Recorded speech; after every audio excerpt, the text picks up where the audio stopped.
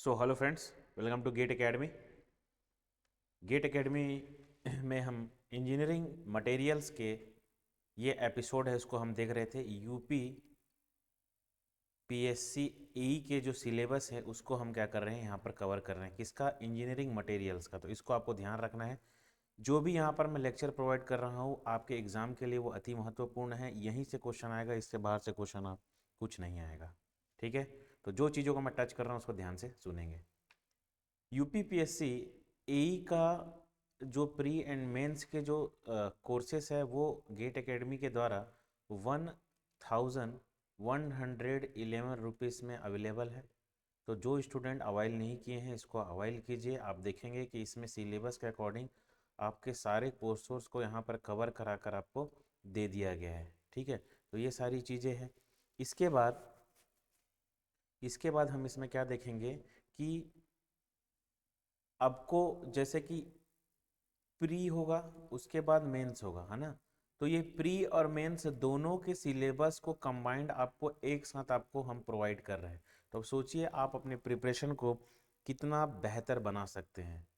ठीक है, तो ये चीज़ों को आपको क्या करना है, ध्यान रखना है। तो सोचिए आप चीज़ों को अपना कितना बेहतर बना सकते हैं, कितना अच्छा बना सकते हैं और एग्ज़ाम में अच्छा कर सकते हैं। ठीक है, तो ये एक चीज़ है। Now the another one, wait a minute.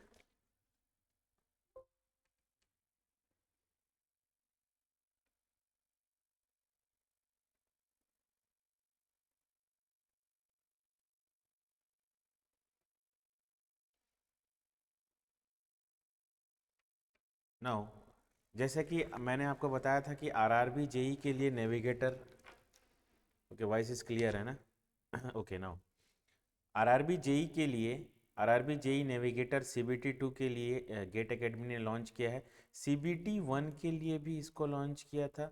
Similarly हम क्या देखेंगे कि सीबीटी 2 के लिए भी ये सेम पैटर्न पे ये आपको अवाइल करने के लिए ये कोर्स लॉन्च किया गया है। सीबीटी 1 में जो भी स्टूडेंट ने इसको लॉन्च अवाइल किया था उसको बहुत बेनिफिट हुआ था, उन सभी लोगों को।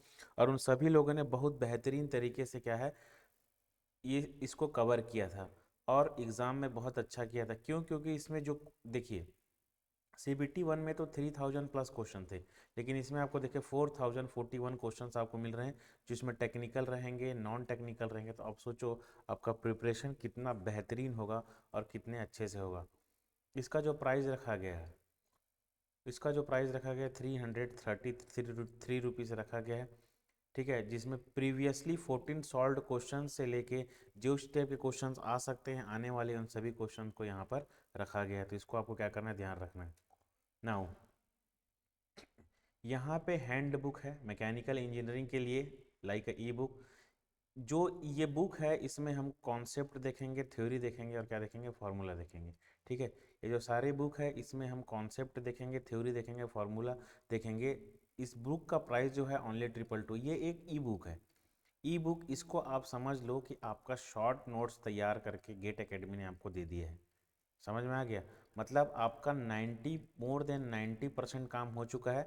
आपको खाली क्या करना है, जैसे कभी कुछ आप टेस्ट सीरीज दिए या कुछ भी चीज़ें आप टेक्निकल से रिलेटेड चीज़ें देख रहे हैं तो आपको यहाँ पर क्या करना है, डेटा को सिर्फ ऐड ऑन करने के, भैया इसको ऐड ऑन कर लीजिए। इस डेटा को क्या करना है, आपको ऐड ऑन करना है। तो इसको आपको ध्यान रखना है।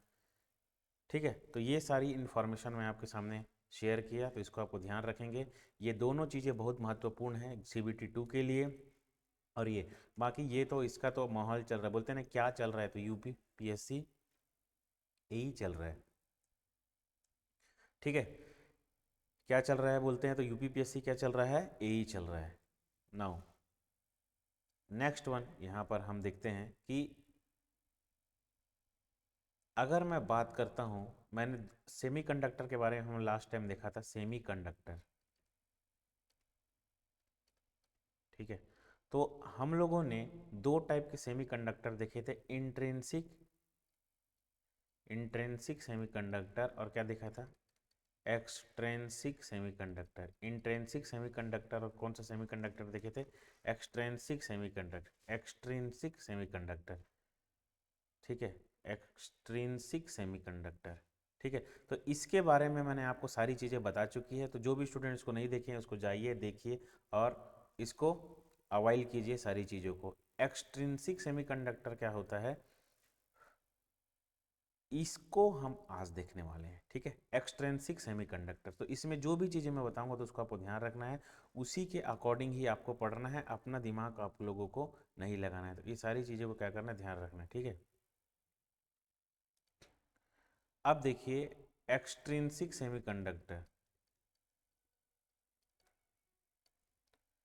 एक्सट्रिंसिक सेमीकंडक्टर,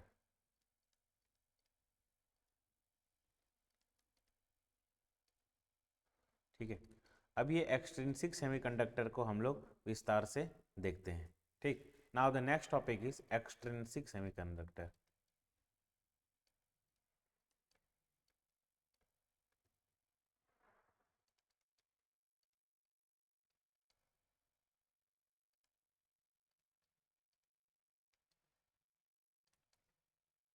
एक्सट्रिंसिक सेमीकंडक्टर, अब इस एक्सट्रिंसिक सेमीकंडक्टर में है क्या चीज़, इस एक्सट्रिंसिक सेमीकंडक्टर में है क्या चीज़,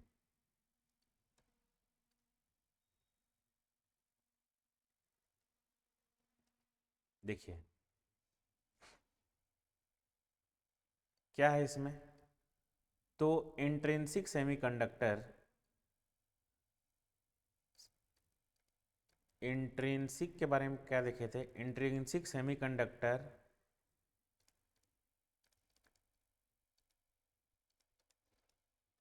देखो line by line word by चीज़ें आती है, इसीलिए यहाँ पर आपको लिखाया जाता है, तो उसको नोट डाउन कीजिए। Intrinsic semiconductor are of little, are of little use, they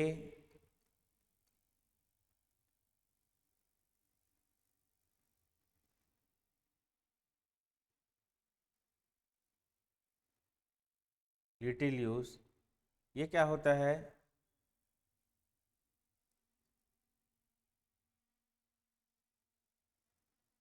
intrinsic semiconductor of a little use, ठीक है, little use, they can use,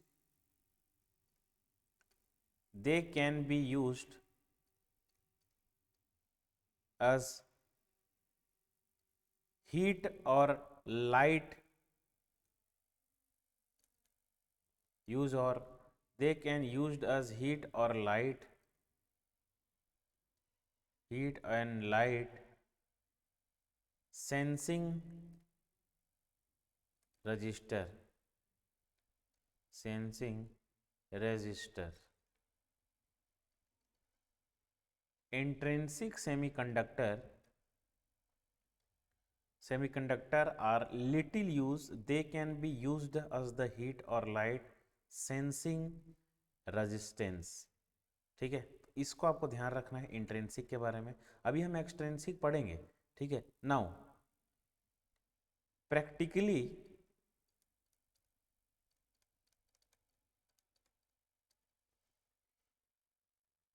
practically all the semiconductor,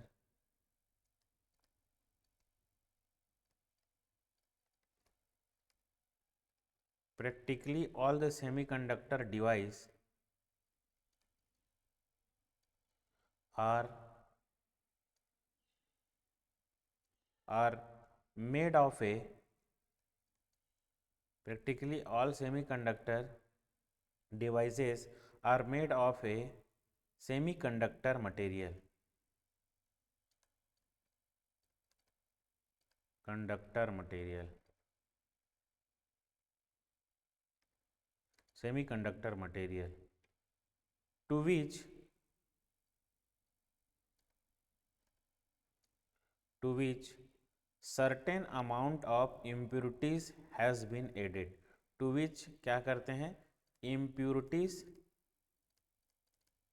has been added, impurities has been what added, इसको ध्यान रखेंगे। ठीक है, impurities इसमें हम क्या करेंगे नए वाले हैं, ऐड करने वाले हैं।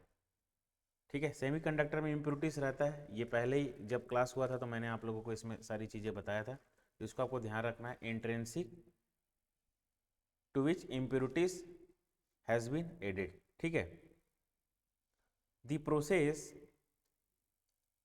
नेक्स्ट चीज देखिए, the process of deliberately adding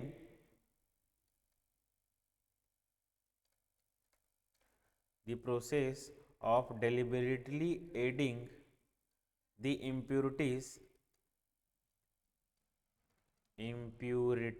deliberately adding the impurities to a semiconductor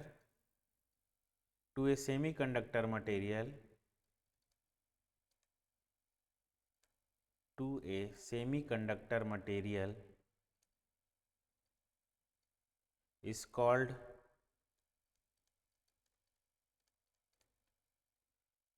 doping. ठीक है, ये एक चीज को याद रखना है, डोपिंग क्या होता है, डोपिंग से रिलेटेड क्वेश्चन आ सकता है। The process of deliberately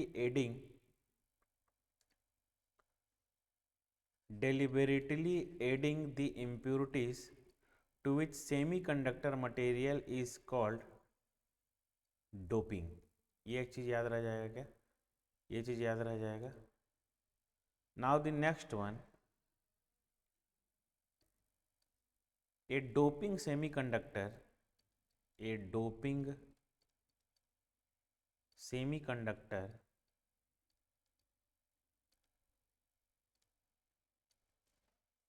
a doping semiconductor is called as,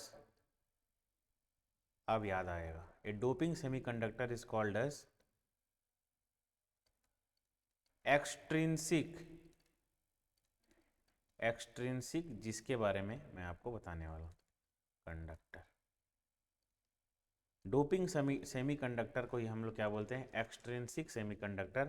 तो इसको आपको क्या करना है, ध्यान रखना है। ठीक है, एक चीज, नेक्स्ट चीज इसमें देखना है, ए डोप्ड सेमीकंडक्टर को ही हम लोग क्या बोलते हैं, एक्सट्रिंसिक सेमीकंडक्टर। अब ये जो होता है दो टाइप का होता है, कौन कौन से, एन टाइप और ये क्या होता है, पी टाइप। दो टाइप के सेमीकंडक्टर होते हैं, कौन कौन से टाइप के होते हैं, doping semiconductor is called as the extrinsic semiconductor. अब ये दो टाइप के होते हैं, एन टाइप के सेमीकंडक्टर और पी टाइप के सेमीकंडक्टर। ठीक है, नाउ द नेक्स्ट देखते हैं इसमें, एन टाइप के semiconductor, very important, N type semiconductor.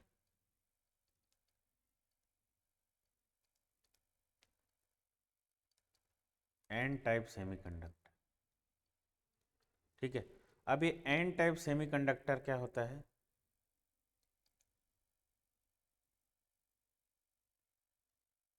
N type semiconductor means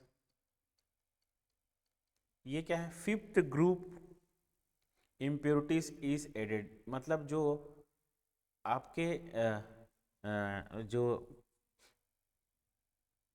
organic inorganic chemistry जब आप पढ़ते होंगे तो हम लोग पीरियोडिक चार्ट देखते हैं।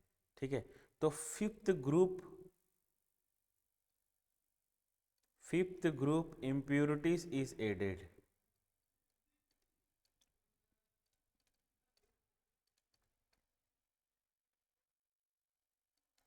Fifth group impurity is added, इसको आपको ध्यान रखना है, पहला चीज। दूसरा चीज इसमें ध्यान रखना है कि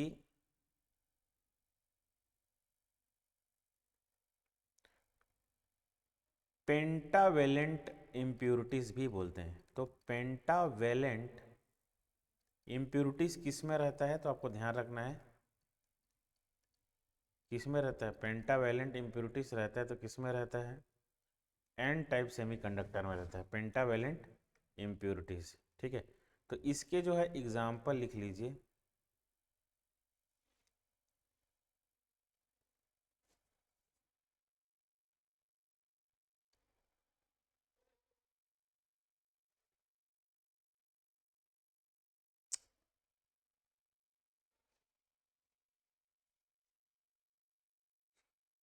पेंटावेलेंट इम्प्योरिटीज, पेंटावेलेंट इम्प्यूरिटीज।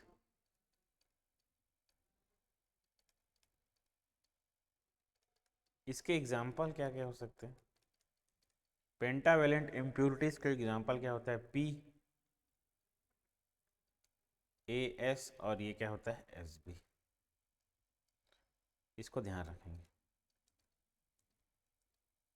ठीक है। कुछ इंपॉर्टेंट चीज इसी में देखते हैं, जैसे कुछ इंपॉर्टेंट चीज इसमें हम लोग देखते हैं कि डोनर टाइप इम्प्यूरिटीज रहेगा इसमें, डोनर टाइप इम्प्यूरिटीज रहेगा इसमें। Second, donor type impurities majority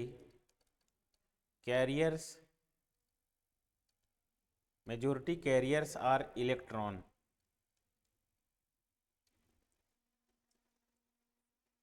ठीक है। Now third one, minority carriers are holes. इसको भी आपको ध्यान रखना है, ठीक है। कौन से टाइप का देख रहे हैं हम लोग? एन टाइप में ये सारी चीज़ों का आपको ध्यान रखना है, ठीक है। तो ये कुछ भी आपको क्वेश्चन में पूछ सकता है, कुछ भी आपको क्या है क्वेश्चन में पूछ सकता है, तो इसको आपको ध्यान रखना है, ठीक है। तो ये होता है ना कि होल इलेक्ट्रॉन, तो डोनर टाइप इम्प्यूरिटीज रहता है मेजोरिटी कैरी सारा इलेक्ट्रॉन होता है, माइनॉरिटी कैरी क्या होता है? होल, ठीक है। तो इसको आपको ध्यान रखना है। दूसरा आते हैं हम लोग पी टाइप के सेमीकंडक्टर में। मैं इसको ज़्यादा डीपली आप लोग को नहीं बता रहा हूँ क्योंकि सिलेबस ऑलरेडी बहुत वास्ट है, तो हम इसको इतने ही जो मैं पढ़ा रहा हूँ इम्पोर्टेंट सर सिर्फ उसी चीज़ को आपको याद करना है, ज़्यादा अपना दिमाग लगा के परेशान होने की ज़रूरत इसमें नहीं है, ठीक है। थर्ड ग्रुप में आता है, कौन से ग्रुप में आता है? थर्ड ग्रुप, पी टाइप के, ठीक है। मतलब थर्ड ग्रुप इम्प्यूरिटी, पहला चीज। दूसरा देखिए, ठीक है, ये क्या होता है? ट्राईवेलेंट इम्प्यूरिटी बोलते हैं इसी को। क्या बोलते हैं? जैसे उसको पेंटावेलेंट, इसको ट्राईवेलेंट इम्प्यूरिटीज बोलते हैं, ट्राईवेलेंट इम्प्यूरिटी, ठीक है। इसका जो एग्जाम्पल है, इसका जो एग्जाम्पल है वो बी जर्मेनियम, और क्या होता है? आईएन, ठीक है। तो ये आपको ध्यान रखना है। इसके बाद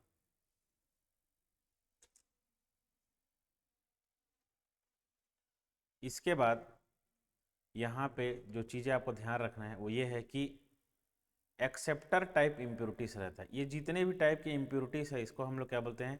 एक्सेप्टर टाइप की इम्प्यूरिटी। उसमें क्या होता था?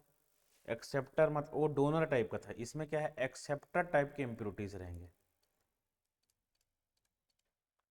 एक्सेप्टर टाइप इम्प्यूरिटीज रहता है इसमें,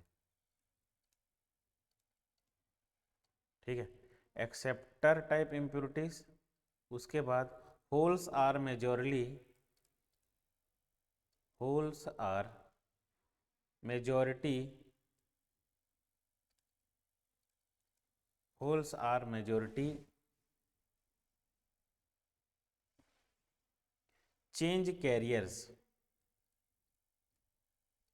कैरियर्स, इसको आपको ध्यान रखना है, ठीक है। नेक्स्ट पॉइंट इसमें ध्यान रखना है, नेक्स्ट पॉइंट इसमें ध्यान रखना है, यहीं पर मैं लिख दे रहा हूँ नेक्स्ट पॉइंट को, कि electron are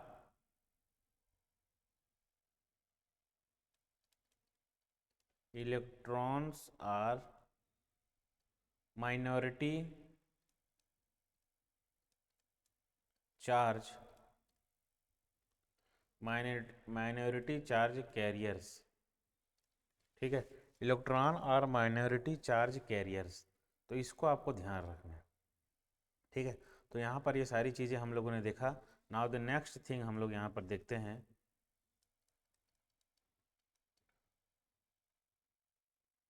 mass action law,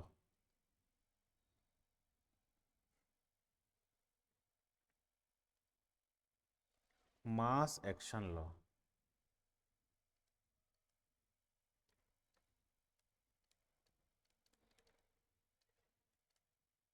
ठीक है। अब इसको देखते हैं क्या चीज़ है। अगर मास एक्शन लॉ की बात करूं, क्योंकि कहीं से भी क्वेश्चन आ सकता है, तो इसीलिए हम सारी चीज़ों को करेंगे, ठीक है, कॉर्नर की चीज़ों की करेंगे, जो भी है, जो एग्जाम में आ सकते हैं क्वेश्चन, वो सारे टाइप के क्वेश्चंस को हम यहाँ पे देखने वाले हैं, ठीक है। In an mass action law क्या होता है? In an extrinsic, in an intrinsic semiconductor, conductor in an extrinsic semiconductor at thermal equilibrium, thermal equilibrium product, thermal equilibrium product of electron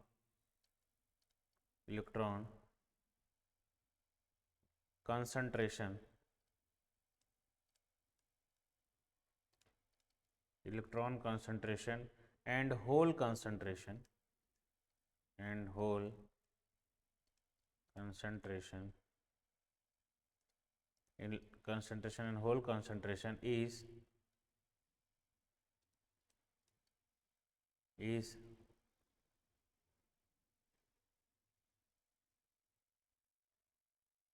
constant and it is independent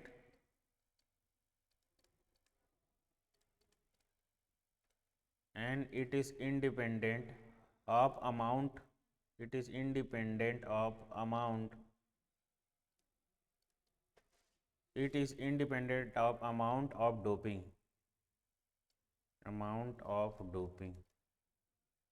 it is independent of amount of doping. So mass action in an extrinsic semiconductor at thermal equilibrium product of electron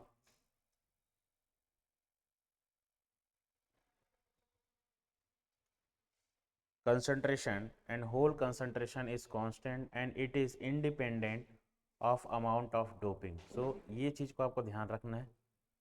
तो यहाँ से ये सारे question जो होते हैं आपसे पूछे जाएंगे मास एक्शन लॉ के, ठीक है। तो अगर इसको मैथमेटिकली मैं आपको बताऊं, मैथमेटिकली,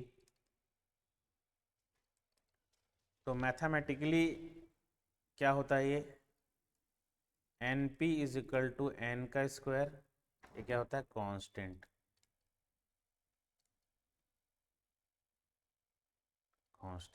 ठीक है। तो इसमें अगर इसको मैं थ्योरेटिकल फॉर्म पे लिखूं इस लॉ को, तो आप लिख सकते हो कि this law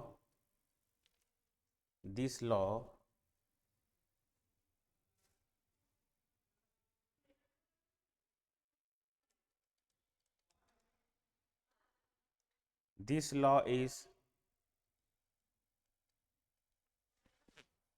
primarily used, this law is primarily used to calculate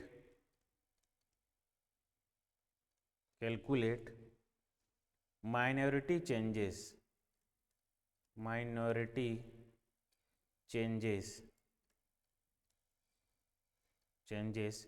carriers concentration,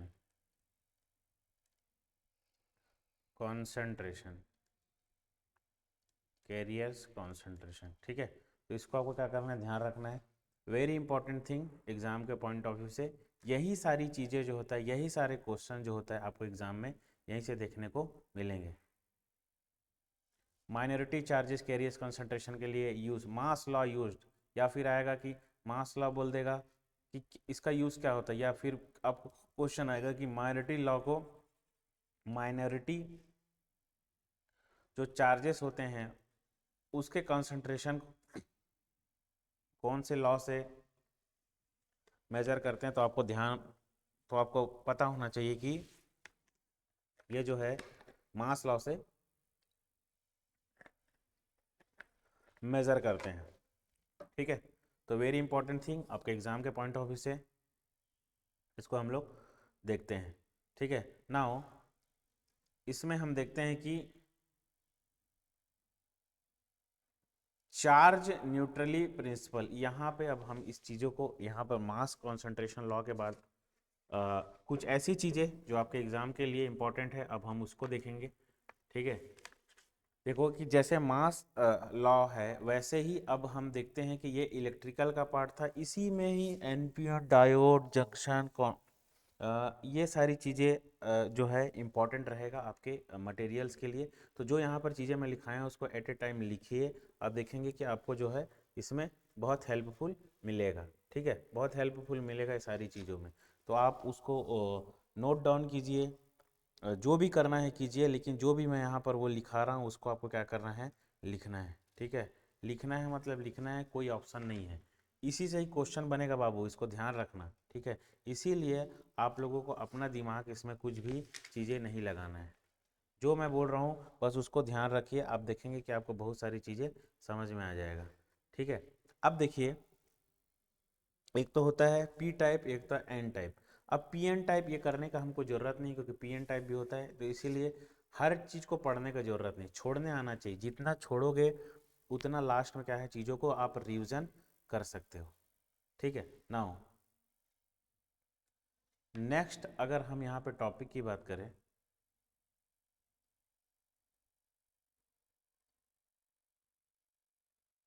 next topic हम यहाँ पर देखते हैं piezo electric material,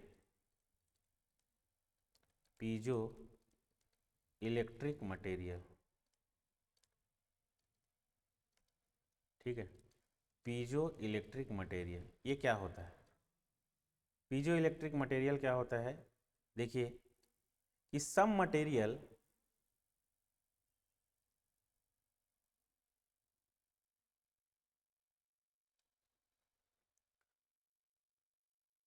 some material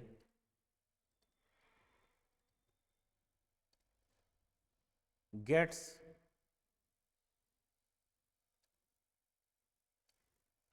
polarized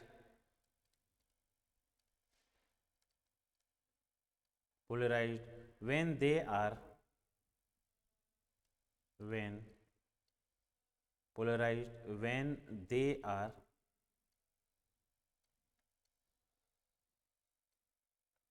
polarized when they are subjected to when they are subjected to a mechanical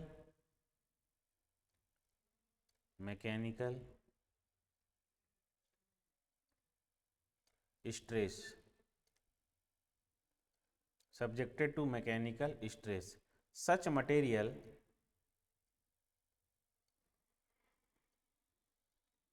such material such material are called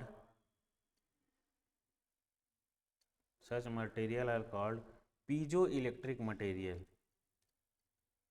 piezoelectric material, such material are called piezoelectric material, ठीक है। and the property of material and the property of material and the property of material is called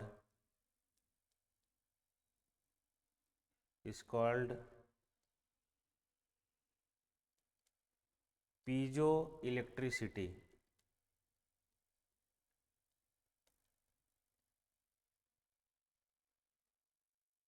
and the property of material is called as the piezoelectricity, ठीक है। तो ये चीज़ को आपको ध्यान रखना है, पीजो इलेक्ट्रिक मटेरियल से। अब यहाँ से आपको क्वेश्चन कैसे दिखेगा कि पीजो इलेक्ट्रिक मटेरियल, भैया बोल देगा कि पीजो इलेक्ट्रिक मटेरियल क्या है, तो ये क्या होता है, वो मटेरियल होता है जो पोलराइज्ड हो जाता है कब? जब मैकेनिकल फोर्स लगाएंगे या स्ट्रेस लगाएंगे तब। पोलराइज्ड हो जाएगा जब, कब? जब मटेरियल स्ट्रेस लगाएंगे, फोर्स लगाएंगे तब।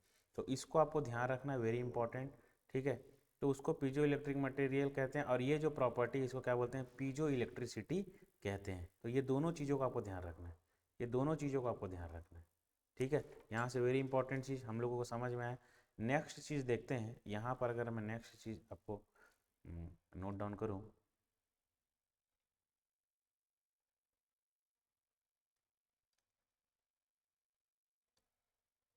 when when when this material is when this material is electric field, when this material is electric field material, when this material is electric field material gets gets gets strained and produced, gets strained and produce strain strain strain is proportional to the applied electric field, is proportional to the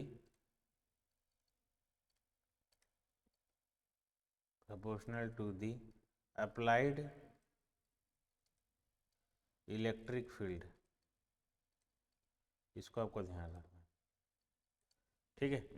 मतलब जितना आप force लगाएंगे उतने intensity का क्या है यहाँ पे, इलेक्ट्रिसिटी जो होता है क्या हो जाएगा यहाँ पे, प्रोड्यूस होगा। तो इस चीज़ को ध्यान रखना है, ठीक है। देयर आर, अब यहाँ पे देखते हैं कि there are two type of piezo electricity, there are two type there are two type नहीं, इफेक्ट लिखते हैं।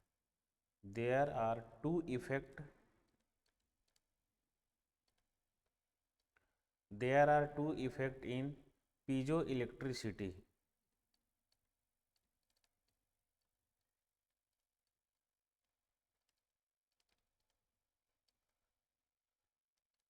there are two effect in piezoelectricity, ठीक है। पहला डायरेक्ट इफेक्ट,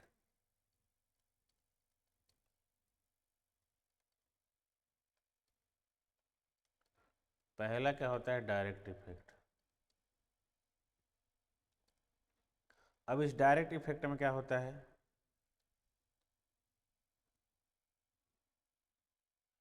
चेंज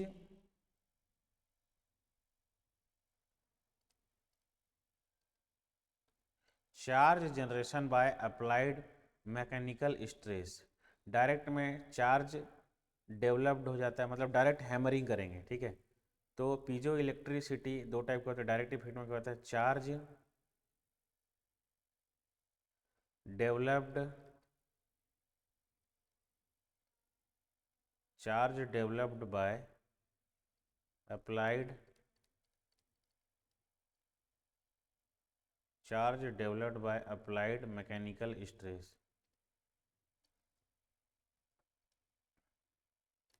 ठीक है। सेकंड देखिए,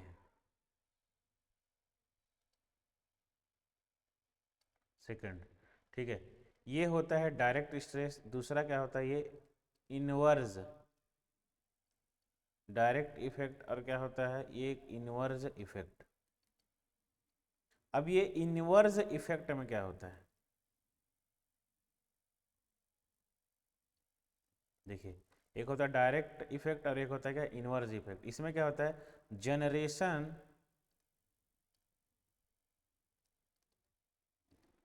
generation of strain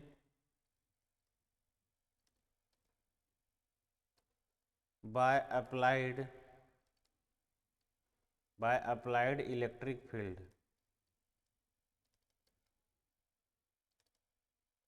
by applied electric field, ठीक है। एग्जाम्पल क्वार्ट्ज, क्वार्ट्ज और क्या होता है यहाँ पे, जो वॉचेस होते हैं, ठीक है वो, तो उसको आपको ध्यान रखना है। डायरेक्ट इफेक्ट में क्या होता है, charge develop by applied mechanical stress, generation of strain by the applied electric field, ठीक है। क्या होता है, एक तो मैकेनिकल फोर्स अप्लाई करके आप इलेक्ट्रिसिटी प्रोवाइड करोगे, फट से मारे इलेक्ट्रिसिटी, उसको डायरेक्ट इफेक्ट। इलेक्ट्रिसिटी से मैकेनिकल स्ट्रेस हो गया, मतलब कोई चीज़ है उसमें स्ट्रेन आ गया, लेंथ बढ़ गया, डायमीटर बढ़ गया, तो इसको हम लोग क्या बोलते हैं, स्ट्रेन आ जाना, ठीक है। तो इसमें हम क्या देखते हैं, इनवर्स इफेक्ट में इसको हम देखते हैं, ठीक है। तो ये दो टाइप की चीज़ें थी, इसको आपको ध्यान रखना है, ये इस टाइप की चीज़ें आपके एग्जाम में आता है, ठीक है। और ये जो बोथ द इफेक्ट है, ये दोनों इफेक्ट, बोथ डायरेक्ट इनडायरेक्ट जो होता है, दोनों इफेक्ट जो होता है, इसको इसको इस सेंटेंस लिख लीजिए, both the effect, both the effect are linear, both the effect are linear effect, both the effect are linear effect, इसको आपको ध्यान रखना है, वेरी इंपॉर्टेंट थिंग आपके एग्जाम के पॉइंट ऑफ व्यू से, ठीक है।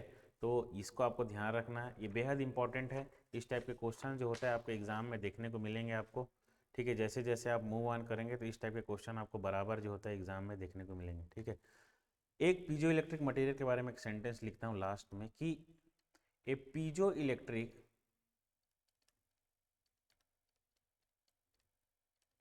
material having a piezoelectric material having thickness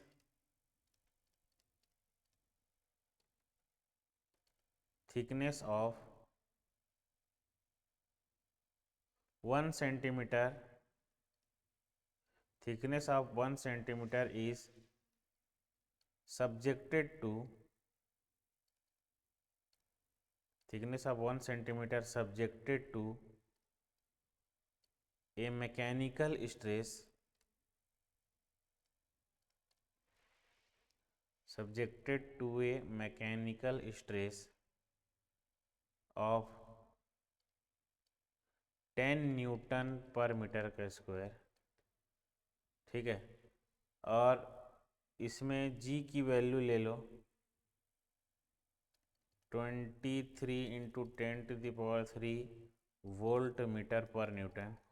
calculate क्या करना है हम लोग को, वोल्टेज फाइंड आउट करना है, वोल्टेज, वोल्टेज। तो वोल्टेज का फॉर्मूला क्या होता है, V इजिकल टू क्या होता है, पी जी, क्या होगा यहाँ पे पी जी, और यहाँ पर क्या हो जाएगा, सब्जेक्टेड टू व्हाट, थिकनेस, है ना। तो रो जी टी, तो इसकी वैल्यू थिकनेस टाइम है subjected to a mechanical stress, देखो mechanical stress, P for mechanical stress है, इसको सी भी बोल सकते हो, सिग्मा रो जी टी। तो 10, रो की वैल्यू कितना है यहाँ पे, ये रो है ना, जी नहीं ये रो है, रो की वैल्यू कितना है 23 इंटू 10⁻³ और इसकी वैल्यू 0.01, तो बी की जो वैल्यू होगी क्या हो जाएगी 2300 वोल्ट, ठीक है। इसको आपको ध्यान रखना है। तो इस टाइप के क्वेश्चन जो होता है ये एक न्यूमेरिकल भी आ सकता है आपके एग्जाम में, तो इसको आपको ध्यान रखना है, ठीक है। तो आज क्लास में इतना ही करते हैं, thank you very much, wish you all the very best. Before going to, इसको आपको ध्यान दीजिए, आरआरबी जेई सीबीटी 1 के लिए कोर्स लॉन्च किए थे आरआरबी जेई के लिए। अब देखिए सीबीटी 2 जो लोग ने अवाइल नहीं किया है और जिनका सीबीटी 1 अच्छा गया, सीबीटी 2 के लिए ये प्राइस रखा गया, सीबीटी 1 सीबीटी 2 के लिए ये प्राइस रखा गया है 777, तो इसको आपको ध्यान रखना है।